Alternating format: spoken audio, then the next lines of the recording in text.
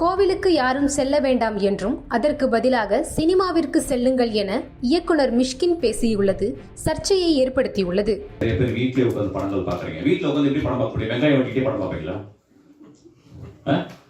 இல்ல புருஷனை திரிக்கிட்டே பார்ப்பீங்களா படத்தை? இல்ல பொண்டாட்டி திரிக்கிட்டே பார்ப்பீங்களா?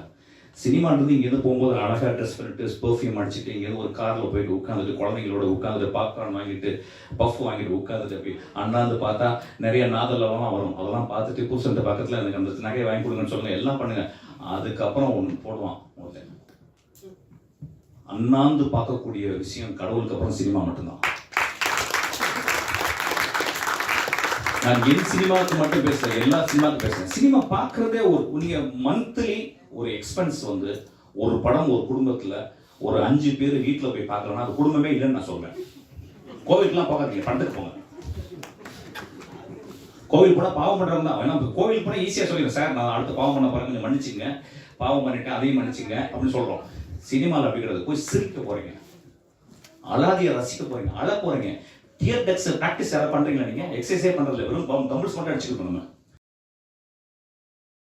செய்திகளை உள்ளது உள்ளபடி தெரிந்து கொள்ள ரெஃப்ளெக்ட் நியூஸை சப்ஸ்கிரைப் பண்ணுங்க.